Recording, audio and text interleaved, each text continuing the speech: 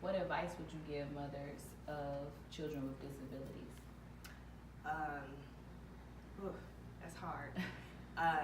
It's not your fault, because I took it hard that I did something that caused this to happen, but it's not your fault. Talk, speak, say your emotions and your feelings, because you matter.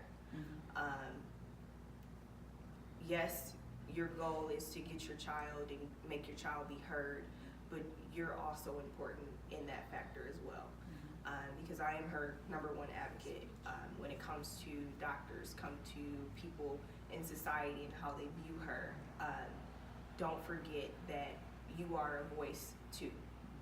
So that's probably my best advice, is to just, your voice matters. So one of the things I would say is try not to give in to the guilt of not always being there for your children. As a mother, I want to share in most of their experiences, and I know that that's not always possible. So for me, take today as an example. My daughters are participating in a tournament up in Grand Rapids today. And when I found out that this interview was going to be on the same day as their tournament, I knew that I had a difficult decision to make. But although I knew that their dad and their grandparents were going to be there supporting them, it was very difficult for me to get away from the guilt of not being there myself. So just release that guilt. Like, as hard as it is, everything is not going to be perfect. You're not going to be able to be in their life every second, for every moment, especially if you're doing your own thing and if you have your own career. It's not going to run how you expect it to run. So just know that you're going to have to make sacrifices, and those sacrifices as mothers that we make are sacrifices, different sacrifices that benefit our family in different sectors of life. And show yourself grace too, because I think we struggle with that a lot, being able to give ourselves the grace that we need to show to our children as well. We can do it for them all the time, but for ourselves it's a little bit more difficult. So I like how you said that. One thing I realized, these little people are watching me make mistakes, but it's about how I react and how I respond to them is what's gonna make them set for life. So yeah, just take it one step at a time. Prayer, have a support system is really, really important.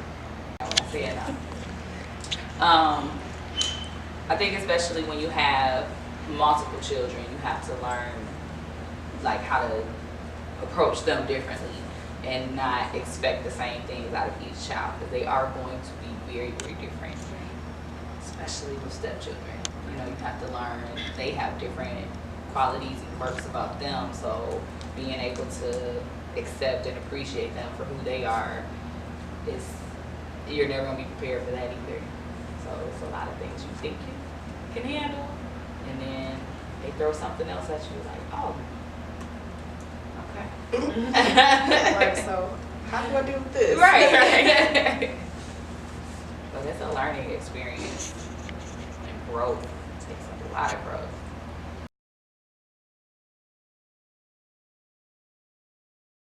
A little bit about what exactly is spina bifida, because I've heard of the term, but I've never researched and understood exactly what happens. So can you explain a little bit like what it really means? Sure.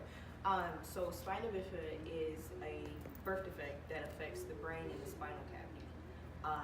So what happened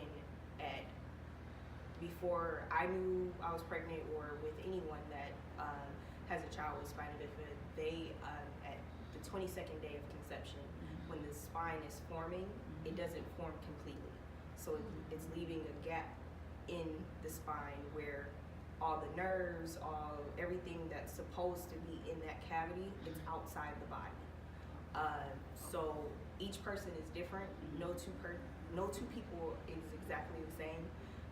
So what one may be doing that has the disability someone else may not have, or is just completely different. Same diagnosis, different outcomes.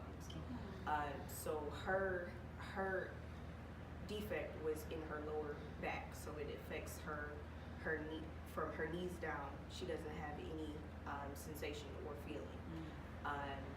But that's okay, because she has leg braces that give her that support to stand and to move and do what she needs.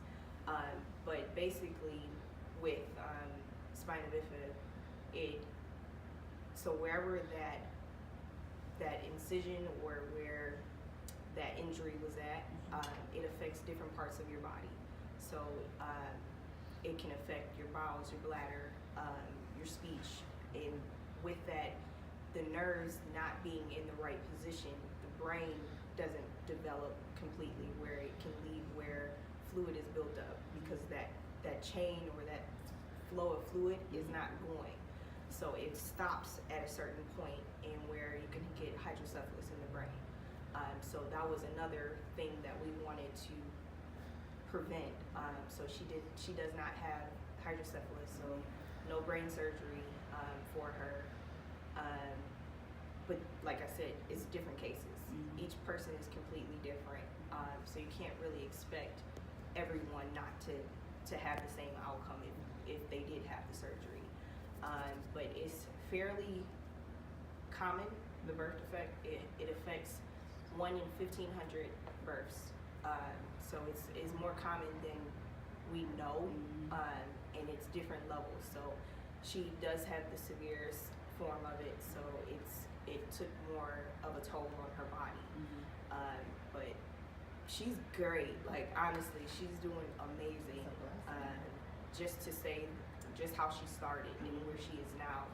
And she's like an inspiration, because it's like, how do you do that? Like how do you know, like, she knows how to maneuver to where she can get where she needs to be without asking for help.